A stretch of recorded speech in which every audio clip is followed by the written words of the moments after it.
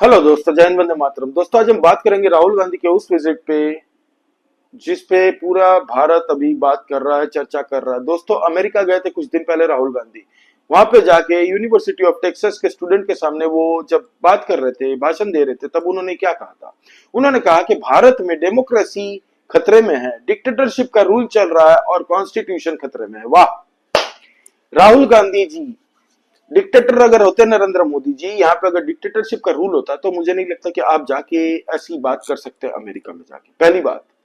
दूसरी बात, एक सेकंड के लिए आप मान लीजिए कि आप इंडिया में नहीं, आप चाइनीज हैं। आप क्या चाइनीज चाइना में रहते हुए ये बात कर सकते थे जिनपिंग के खिलाफ? खैर, वो तो आप इंडियन होके भी, मतलब आप अपने आप को इंडियन कहते हैं ना, इंडियन लीडर ऑफ ऑपोजिशन होते हुए भी आप चाइना के खिलाफ कोई बात नहीं करते। क्यों नहीं करते? तो डिक्टेटरशिप कहां पे है, चाइना में है कि इंडिया में है? दूसरी बात, मुझे ऐसा बताइए कौन सी काम ऐसे मोदी जी ने कर दिया कि जिसको आपको लगता है कि डिक्टेटरशिप है। ये तो आप चुनाव में बोलते रहते थे कि डिक्टेटर है, डिक्टेटर है, डिक्टेटर है। भाई, अगर डिक्टेटरशिप होती ना तो देश के खिलाफ आप ऐसे उल जुलूल बयान अमेरिका में देके ना आते। दूसरी बात, आपने कहा कॉन्स्टिट्यूशन खतरे में, तो भाई कौन सा ऐसा कॉन्स्टिट्यूशन में चेंज कर दिया नरेंद्र मोदी जी ने? दो तीन मेरे को पॉइंट बताइए। यही आपने भ्रम फैलाया था 2024 के चुनाव के टाइम में। 99 सीट आपको मिली, 100 भी नहीं मिली। तो आपको पता चल गया होगा कि कितना आपकी बात पे भरोसा करते हैं लोग।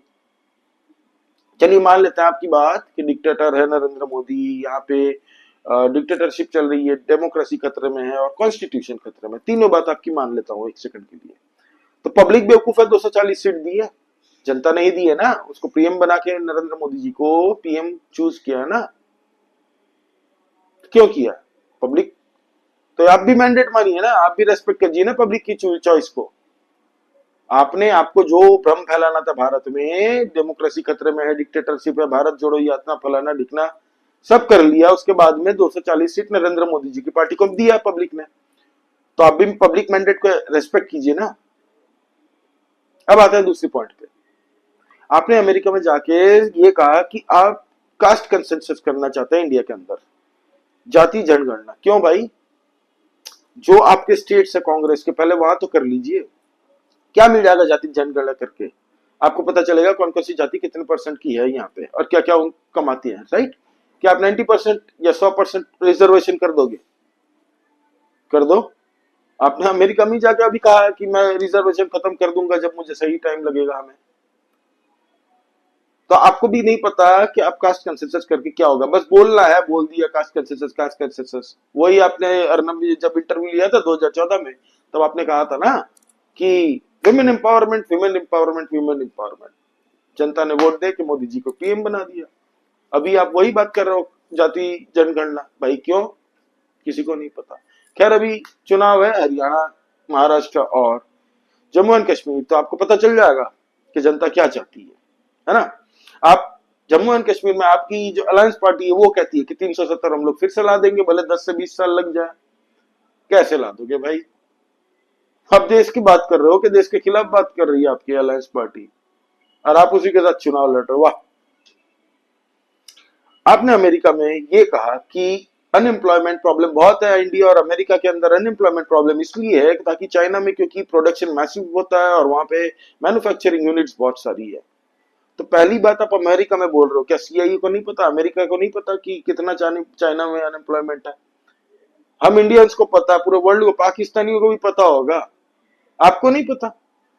आप चाइना की बुराई तो नहीं करते हो, वहां जाके अमेरिका में बैठ के आप अमेरिका और इंडिया की बुराई करते हो कि अनएम्प्लॉयमेंट इतना बड़ा मुद्दा है। भाई 140 करोड़ की जनसंख्या है, सिर्फ 40 करोड़ की जनसंख्या होती ना तो भी अनएम्प्लॉयमेंट ही रहता किसी न किसी परसेंटेज। तो यहाँ पे सबको एम्प्लॉयमेंट तो थोड़ी मिलता है। कौन सी कंट्री ऐसी वर्ल्ड में बताओ? यूरोप, अमेरिका, जापान, अब बड़ी डेवलप नेशन में बात करते हो ना, सिंगापुर ले लो, बता दो। आपके चाइना बात करते हो ना, चाइना में बताता हूँ, $3 ट्रिलियन की जो रियल एस्टेट इकोनॉमी है वो पूरी ठप बैठी है। आधे अधूरे जो बने हुए बिल्डिंग है ना उसको चाइना अभी तोड़ रहा है। चाइना में लोग अनएम्प्लॉयमेंट से अभी जूझ रहे हैं।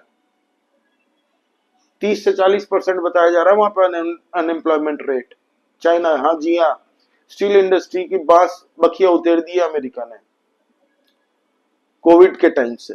2018 में जब डोनाल्ड ट्रंप ने इंपोर्ट ड्यूटी लगा दी थी ना 100% चाइना के स्टील पे, तब से भट्टा बैठा दिया। चाइना अभी खाली जो इलेक्ट्रॉनिक्स है उस पे अभी जी रहा है, सेमीकंडक्टर चिप में तो इलेक्ट्रॉनिक्स और थोड़ा बहुत फार्मा, वही चाइना का अभी चल रहा है। और चाइना अभी पूरा फोकस कर चुका है दूसरे कंट्री में इन्वेस्ट करने के लिए। तो चाइना में इतनी अनएम्प्लॉयमेंट है, वो आपको नहीं दिख रही। आप वहां पे बोल के तो आगे, बस बोलना था आपको, क्योंकि बुलाया था तो कुछ तो बोलना पड़ेगा, तो आप बोल के आगे। आपने ये कहा कि सिख कम्युनिटी इंडिया में सेफ एंड साउंड नहीं है, सिक्योर नहीं है, पगड़ी पहनने में भी वो लोग को डर लगता है, कड़ा नहीं पहन सकते। भाई जितने हिंदू पहनते हैं ना कड़ा, मैं खुद कड़ा पहनता था भाई। अभी कुछ पहन नहीं सकता, हाथ खाली है, सब कुछ खाली रखना पड़ता है। मेरे घर में अभी प्रॉब्लम है, इसलिए मतलब वो श्राद्ध होता है ना, जब पूर्वज कोई गुजर जाता फैमिली के अंदर, तो आप नहीं पहन सकते कुछ चीज, तो वो इसके लिए उतारा है। तो जितने हिंदू कड़ा पहनते हैं, सिखों को कौन सी दिक्कत आ गई भाई? सिख है तो यहाँ पे, हिंदू और सिख में तो ऐसा है भाई कि हम अगर जिस्म है तो सिख हमारी सोल है, आत्मा है भारत की। 1984 में बड़ा पेड़ गिरता है तो धरती हिलती है, ये किसने कह दिया था? 3,500 तो जो खाते में सिखों की जो मैसेकर हुआ था, सिख मैसेकर, 3,500 तो खाली खाते में है। मैं बोल के चैलेंज लेके दिखता हूँ, 10 से 12 हजार से कम नहीं होंगे। जगदीश टाइटल किसकी पार्टी में था? कब आपके जो कमलनाथ जी थे उनपे भी आरोप आया था।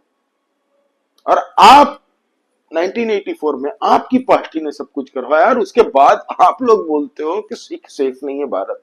धन्य हो प्रभु, धन्य हो।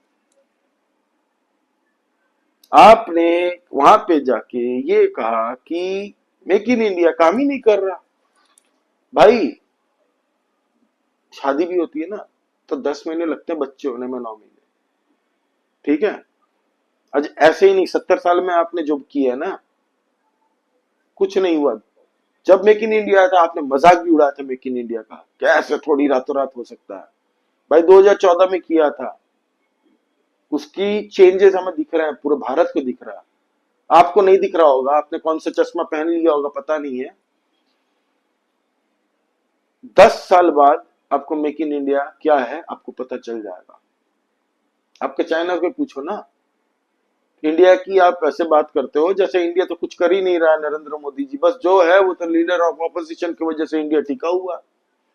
जनता ने 3 बार चुनाव कांग्रेस को हराया, मोदी जी को चुना, क्यों चुना? अब पब्लिक मैंडेट को रेस्पेक्ट करो, नहीं कर सकते। इंडिया के बारे में एटलीस्ट बुरा तो मत बोलो, अच्छा नहीं बोल सकते तो बस बोलना है, इसलिए बोल दो कुछ भी, फिर देखा जाएगा। आज आए हैं India Rahul Gandhi ji, Ilhan Omar के साथ। भाई इनकी फोटो आई है, वो थी पाकिस्तान में जाके कश्मीर के खिलाफ इल्हान उमर बात कर रही थी इंडिया के खिलाफ, वही इल्हान उमर के साथ राहुल गांधी जी का फोटो आया। अब बताओ, वही इल्हान उमर है जो सूडान से रेफ्यूजी बन के गई थी और अपने ही सगे भाई से शादी करके अमेरिकन सिटीजनशिप ली, और ये डेमोक्रेटिक पार्टी में एक छोटी चुटपुटिया नेता है, और इसकी पार्टी वाले ही इसको साइड में छुपा के रखते हैं ताकि बदनामी ना हो अमेरिका की। सबको पता है इसका प्रोपागेंडा क्या है इल्हान उमर का। जब किसान आंदोलन हुआ था तब भी इसने एंटी इंडिया कमेंट किया, और ये टाइम टाइम पे एंटी इंडिया कमेंट करती रहती है। उसके साथ राहुल गांधी देशभक्त है भाई। कोई देशभक्त आदमी दूसरे देश के जो हमारे दुश्मन है इंडिया के, उनके साथ मिल रहे हैं तो आप उसकी देशभक्ति पे थोड़ी कमेंट करेंगे? हम लोग इतने नादान थोड़ी है, मोहब्बत की दुकान खोलने गए आप तो। क्या करते हो यार, देश के दुश्मनों से आप मिल रहे हो। वो एक भड़वा है बांग्लादेश का, एक जर्नलिस्ट, बीएनपी पार्टी का सपोर्टर, जो जॉर्ज सोरोस की ओपन सोसाइटी ऑफ जस्टिस में उसको पेमेंट मिलती है डायरेक्टली वहां से, एनजीओ से। वो इंडिया के खिलाफ हमेशा उलझुल सवाल पूछते रहता है। यूनाइटेड नेशंस, यूनाइटेड स्टेट्स, वो इंडिया के जितने भी डिप्लोमेट्स जाते हैं उनको उल्टे सवाल पूछते रहता है, टेढ़े मेढ़े सवाल। बताओ, उसके साथ भी फोटो आती है राहुल गांधी जी की। भाई मुझे ये समझ में नहीं आता, राहुल गांधी जी आप जब जाते हो इंडिया के खिलाफ क्यों बात करते हो? इंडिया के अंदर क्या आपको पता है? सिख कौम के बारे में आप उलझुल बयान दे के आते हो, कास्ट सेंसस करोगे भाई, यहाँ पे करोगे क्या अमेरिका में करोगे?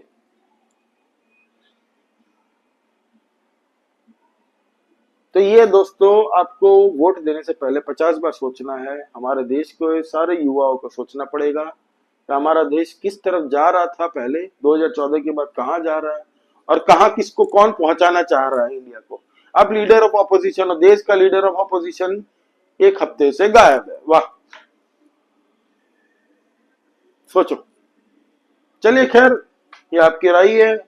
आपके हिमाचल प्रदेश, कर्नाटका, ये सब जहाँ पे कांग्रेस है, पहले आप वहां पे लागू कीजिए। फ्री बीस की जो आपने बात की थी, हिमाचल प्रदेश में आपके चीफ मिनिस्टर बोल रहे हैं कि सैलरी नहीं है देने को, 2 महीने की सैलरी नहीं लूंगा। ये तो उनके ही बोल है ना। दोस्तों आप लोग प्लीज सब्सक्राइब कीजिए इस चैनल को, लाइक कीजिए इस वीडियो को, और कमेंट करके बताइए आपका क्या कहना है यूएस विजिट राहुल गांधी जी की जो हुई है उस पर। जय हिंद।